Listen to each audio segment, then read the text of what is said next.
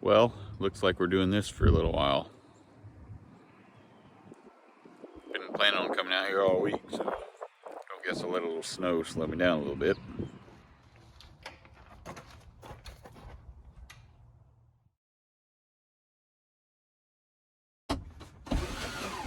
I'm a little feller.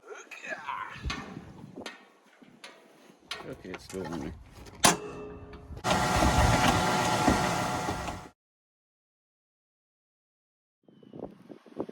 So I was looking a little closer at the truck, and it clearly has been repainted at some point in time. See the factory paint, sanding scratches all over in it.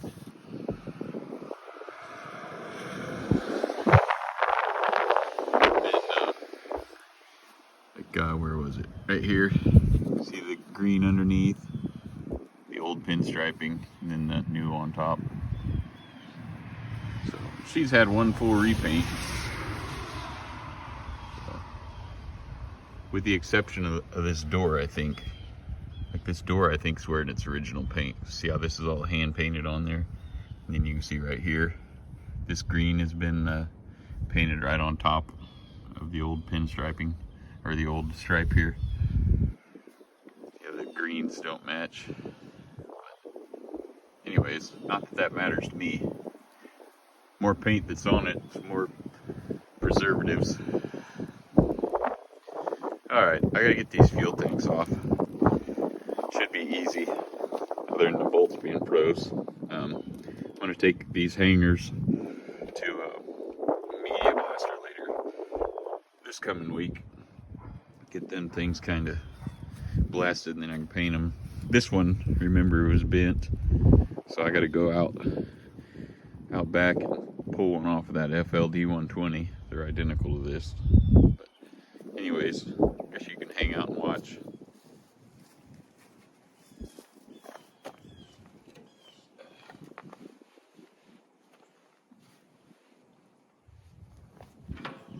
Alright.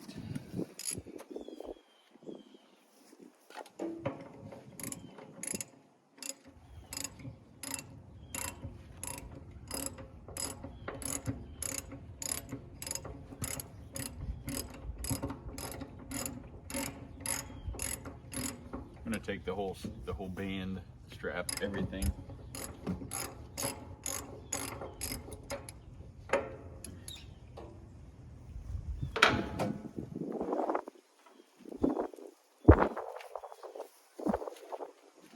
Straps are kind of froze to it naturally.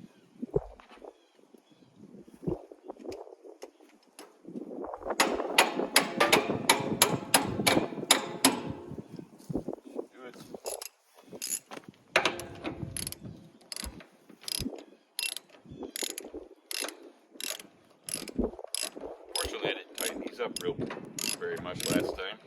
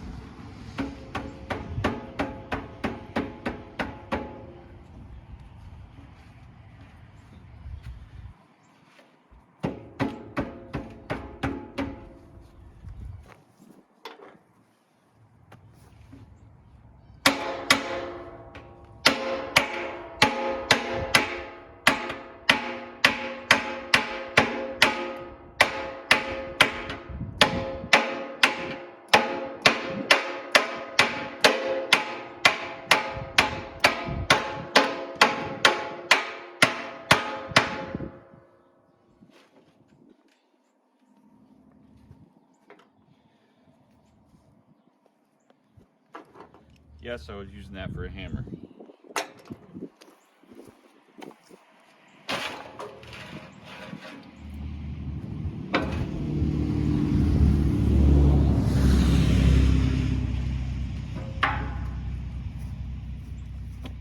No good place to hang on to this.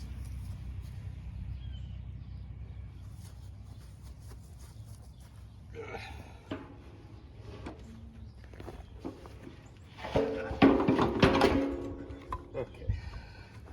I'm gonna roll it into the grass so the gravel don't scratch it up.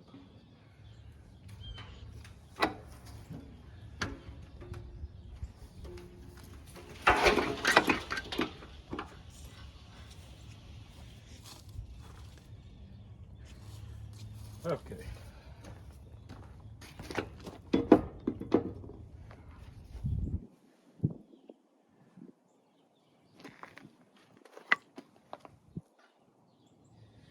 Alright, I have to peel this rubber off of them.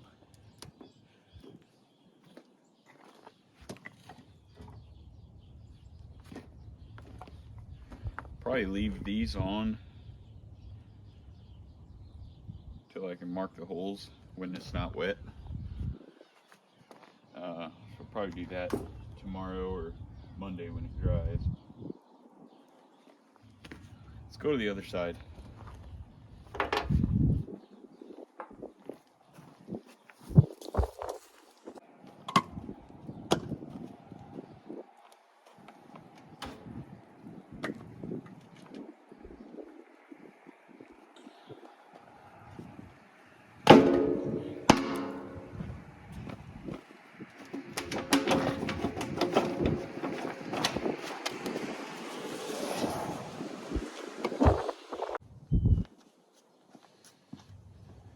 Tell you what, it's cold out here.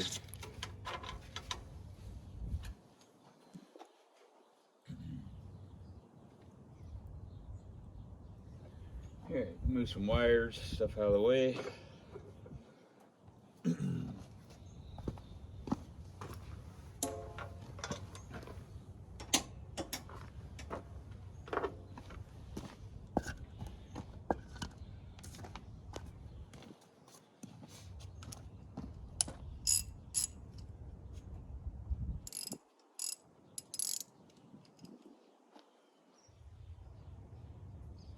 This side of the truck don't really look like it's been painted.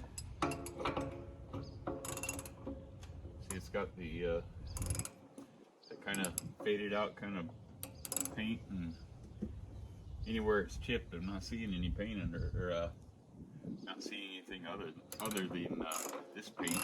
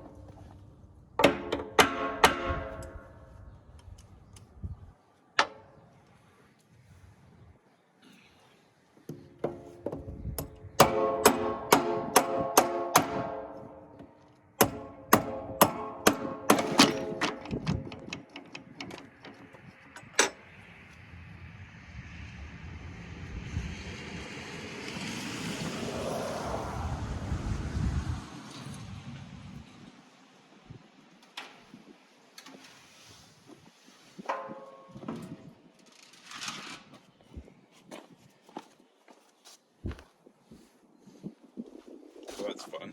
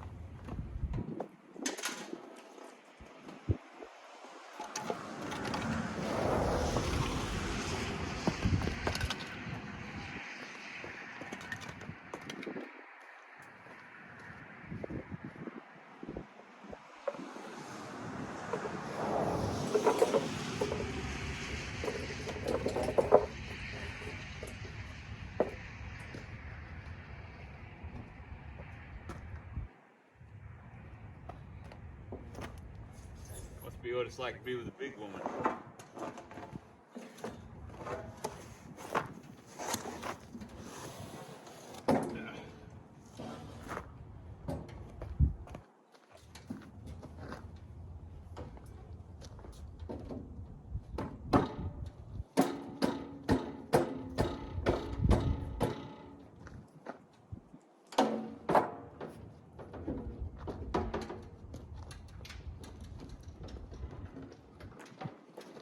I'll be back.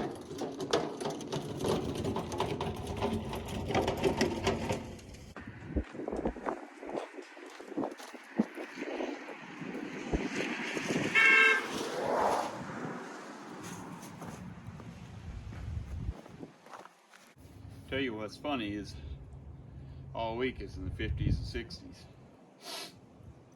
I got a little work planned today. That's the way it goes, eh? Okay.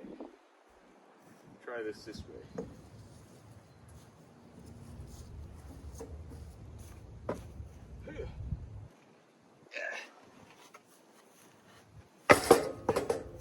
Good thing is, like, my fingers don't hurt anymore. I can't feel them.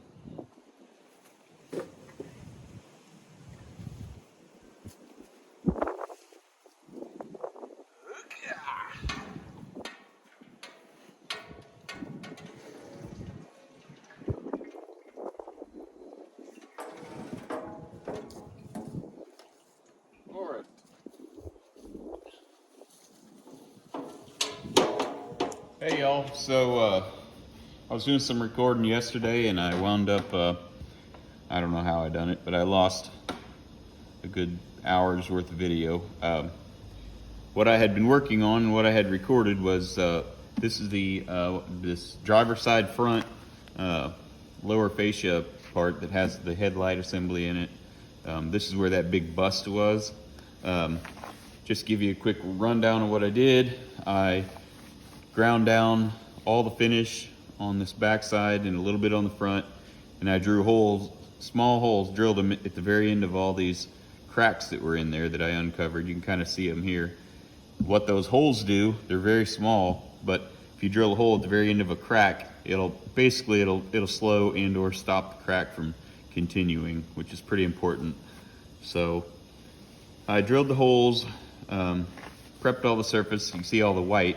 That's where I've scraped off all this stuff here. And then I applied the fiberglass.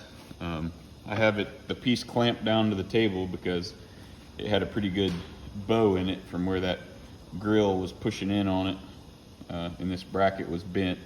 So to keep it all in place, I clamped it down real tight. Applied this yesterday. It needs to set for about 24 hours. So catch you up.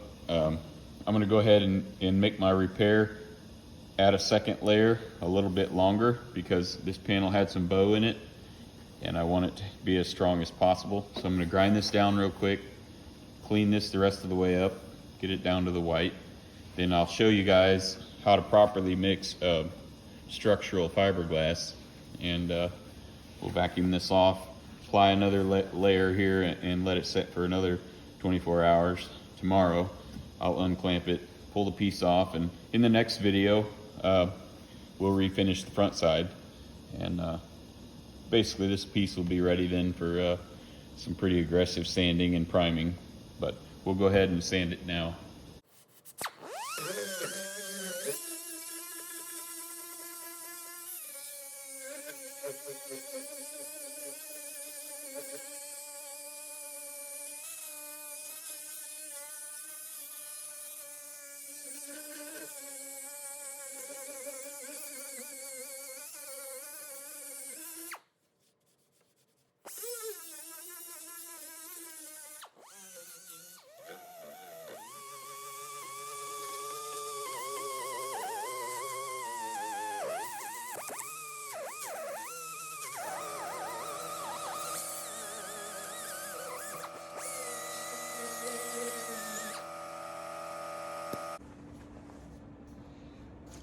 All right, this is not an auto body video here, but this does apply to fiberglass repairs on a lot of trucks and stuff like that. well, anything with fiberglass, boats, whatever. A lot of people do not know how to properly use fiberglass and make proper fiberglass repairs. You get this stuff here, fiberglass resin, in the hardener. Most people are familiar with this. You can get it at any of the parts stores. You get it at Walmart. Walmart's substantially cheaper than Lowe's or Home Depot or whatever. Nearly half the price, but this is not adequate as a standalone repair material for cracks and stuff like that in fiberglass. And a lot of people don't know that. Your basic structural repairs with fiberglass using this resin need to also include the fiberglass mat that you can get, and depending on the size of the repair, you can buy that like blanket sized, huge rolls of it on eBay for pretty cheap. It's super stringy, I mean real hairy stuff, not the little bitty tiny things you can buy at O'Reilly's or whatever. You can use the mat type if you're making big repairs, or you're building molds, or you're building up a thick, like you got a chunk of fender or something missing. You would layer up that using this resin and what I'm about to mix here. If you're just building like, say like a wood form that glues like this in the bottom of a boat, then you use what we're using here, and what we're going to use here as, you know, a light structural repair. And to do that, you need what's called Strand Mat. And that is what this is. Basically, it's just little strands of fiberglass. They have different sizes. It's just a generalized, basic, average size of your strand. This is the lighter stuff, like 1/2 inch. These are as small as an 1/8 inch, all the way up to like 3/4. But this is fiberglass strands. This is the size I use. I believe it's the 1/2 inch. You can buy the box, this whole box here, and it's really, really cheap. What that does is it mixes in with your resin, and that basically interlocks all these strands with the resin and produces a real strong glue, essentially, to make your repairs. Next thing you need is what most people call Cabocil. This is basically like a baking powder type looking substance. Can't see it real good, but this stuff is not good to breathe. Kind of looks like powdery snow. Don't breathe it. I guess the full name is Cabocil fumed silica. Basically, all this does is, if you're making a repair on something, especially like a vertical repair, you mix your resin like you normally would, and then you mix in amounts of this, pour a little in, stir it, pour a little in, and it'll thicken up your resin to the point where it's not going to try to run off in the floor before it starts to set. If you only use this, it's going to be really runny, and it's not going to work very well on any kind of a repair that's not horizontal. So you mix your resin first in your cup, then you mix in a little bit of this to thicken it up. We're just building a small, probably a 6 inch by 4 inch section, and we're just building 2 layers of it. So we're not going to mix a whole lot of the thickening agent in it. We're also not going to mix a whole lot of the Strand Mat. If you're making a real strong structural repair, like in a boat floor or something that's going to vibrate real hard, you mix a whole lot more Strand Mat in it.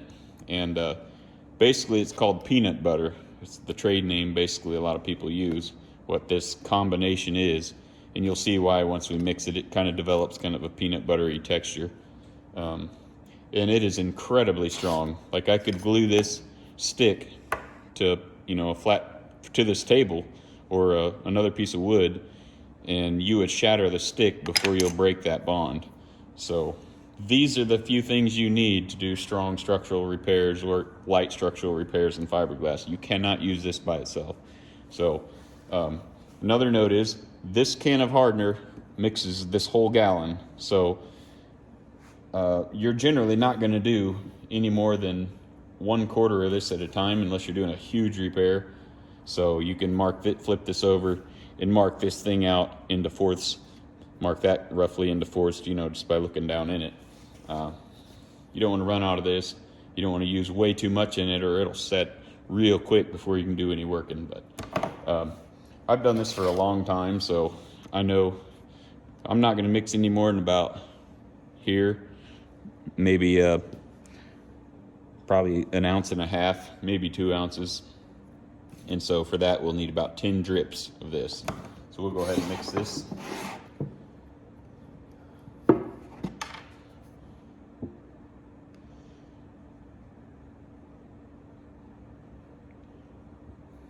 All right, that's probably more than we need. All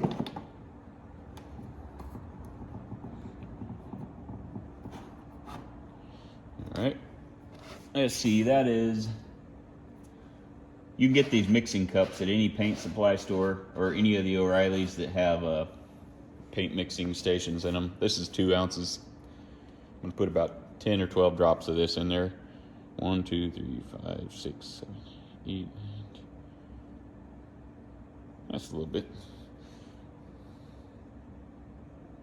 Probably 14, 15 drops. You do not need much hardener. And you generally want to let your repair set for 24 hours or so before you go to messing with it. Especially this piece I got here. It, like I told you already, had a pretty good size bow in it, right where all the cracks were. And I don't want it to be a huge, chunky repair. So I put a small layer on it yesterday in the video that I lost. And then I just ground it down. We're gonna put the second layer on it, about twice the surface area, let that dry, and then we'll be able to flip it over tomorrow or whenever. And in the next video, we'll do the same thing on the top, but it's gonna be a little thinner. Most of the repair area is gonna be on the back. So this is adequately mixed. So we're gonna mix in a little of our Cabocil, and I don't need much. I use a paint lid. I'm not gonna put very much in there, just enough to snow on top of it, basically. Put too much of it and you'll get a pretty thick material that won't, flow down into crevices and stuff very well. And again, it's got some snow on it. Then you mix this first. And you kind of mix it in this order. You don't throw your chop strand in there first before you put your resin or anything like that. You want to get your resin and your hardener mixed in there real well. Then you can put your thickening agent in it. Whew, stuff is dusty. You don't want to breathe it, but I'm not wearing my mask so you guys can hear what I'm saying. And when you mix this in there, it's a little white. You see little white chunks in it. Not the end of the world.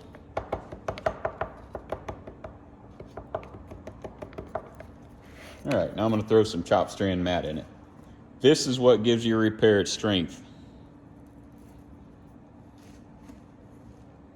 Resin by itself is not very strong.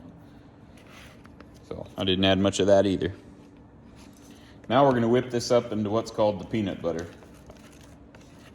Obviously on a repair that's, on a horizontal surface, if you're trying to fix like a top of your cab or something like that, you can mix it a little thicker, or a little thinner, If you're replacing a chunkier fender, you'll need it thick enough that it won't run off.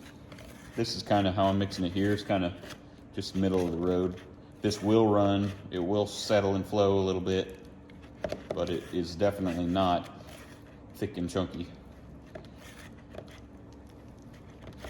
Basically, when this is mixed, you want to pick it up with your fork and have it, or your mixer here, and have it just kind of goopy and run and drip off of there real slow, such as like this. You can see how stringy this is. That's what gives your repair the strength that it needs. It's real stringy. But we'll got this mixed up. We'll move over there and put it on our surface.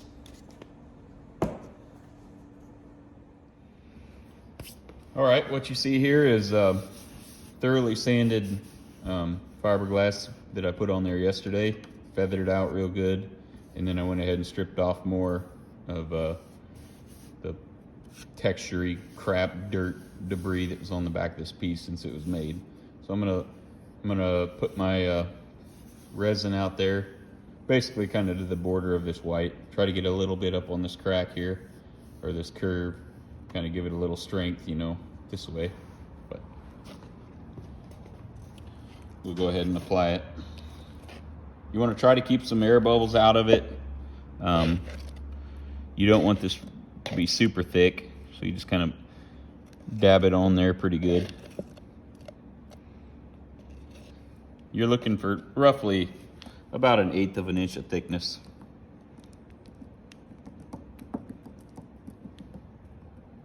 I kind of just tap it down a little bit, get it worked down into the materials. If you looked at this material I'm putting this on top of, either the white or the fiberglass that's from yesterday, it's a pretty porous surface. So I kind of just try to blot it all down, get it laid in there good.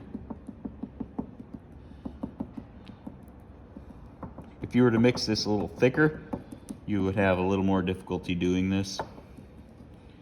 Got just a little bit left. This is pretty easy to do. The hard part about doing this fiberglass is not making a mess. But once you get it on your hands, you might as well just stop, get some strong, you know, acetone, paint thinner, you know, stuff you're not supposed to put on your hands. That's what it's going to take to get this off. I'm just going to build it up just a little bit onto here, just a little bit thicker.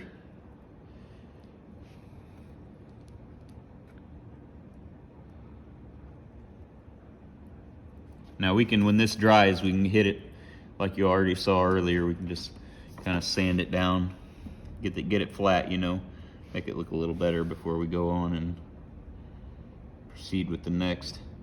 Now I don't want to tamp this down too much because I'm kind of relying on this to ensure that my repair is plenty structural and this panel doesn't try to crack out and bend back into its damaged condition. So I'm just trying to work down the high spots. You can usually tell the high spots because they're darker. The thinner stuff is going to be lighter.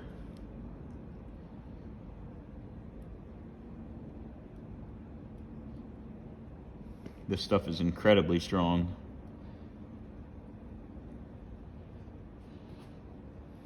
And this works well on boats. I mean, anything that's fiberglass. And when this stuff dries, the way you know that it's dry is it'll be a real dull finish. It won't look wet anymore. Okay, that looks pretty good. Just go ahead and just drag a little bit up onto here. Just take it off with the sander after it sets up. All right, that's it. This is just a closer look. Kind of see it's kind of a somewhat of a uniform color. There's no super dark chunks. The darkest areas is where the material's the thinnest and where the fiberglass chop strand mat is kind of clumped up. You can see the mat, the stringy stuff, that's all over, you know, locked together in this resin. So when it dries, you can see my cracks like right there and the holes I drilled, and that's in the fiberglass underneath. So that's just kind of give you an overview of it. But, all right, same story on this one, except we don't have a gigantic break right here. We do have one fastener there that somebody couldn't get out, or they broke or whatever. But so somebody just jam nutted a couple of 1/4-20 nuts together on this slotted head fastener here. So there's zero chance I'm going to be able to get that off. So I'm going to tape this up real careful because this is my good trim ring. I'm going to tape that up real good. Just lop the head right off that dude and get my ring off, pull this out, just like we done on the other side. pull them out. So I'll get set up.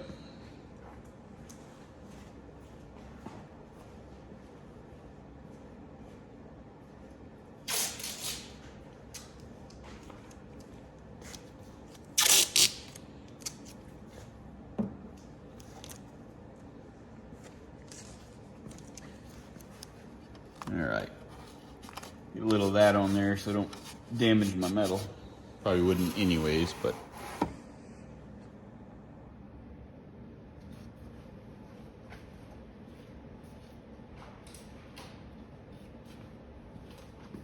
these Dremel tools are about one of the most versatile tools that I use here in my daily restoration business.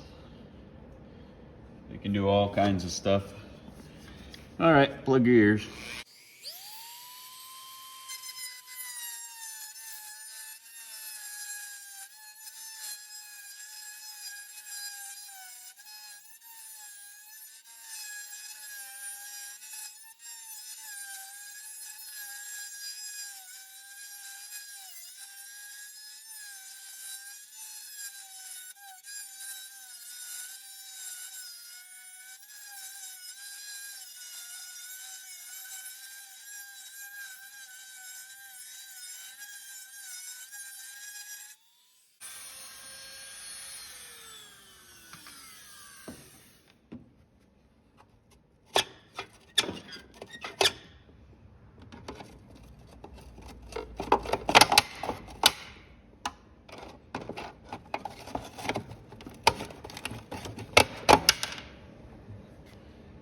And that's that.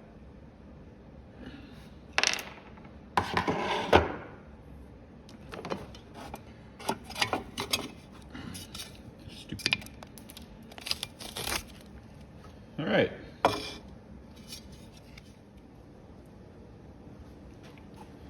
All right, same story as before.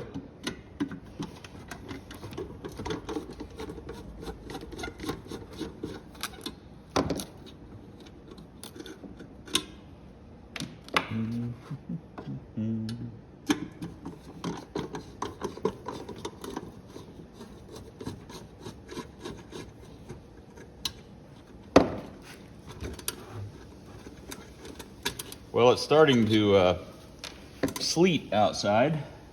It's kind of got me rethinking whether I want to go out there and pull the fuel tanks off the truck or not.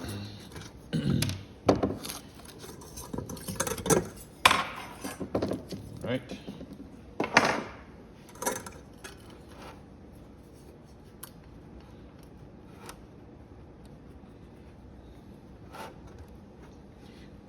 Come on.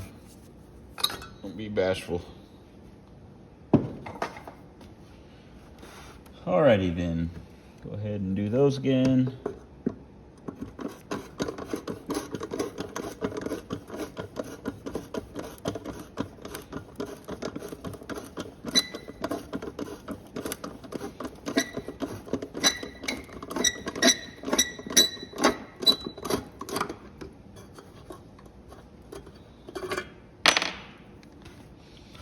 Okay, and this one.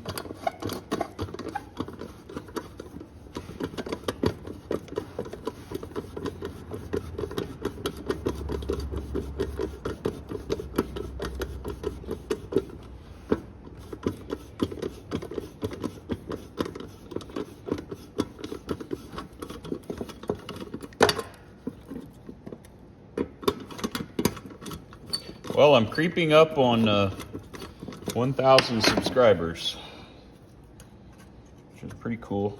I got a little over 700 right now. The reason 1,000 has some significance is that's the point where you can start monetizing your channel.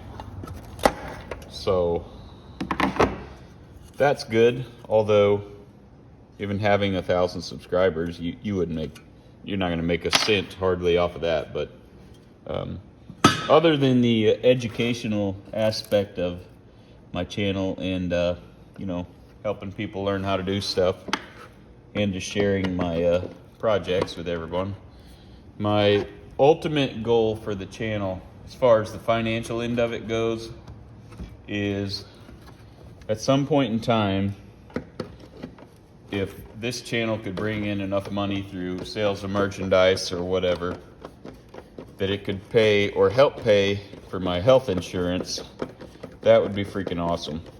I mean, being self-employed has its perks, but it also has its negatives. That being, I have no health insurance.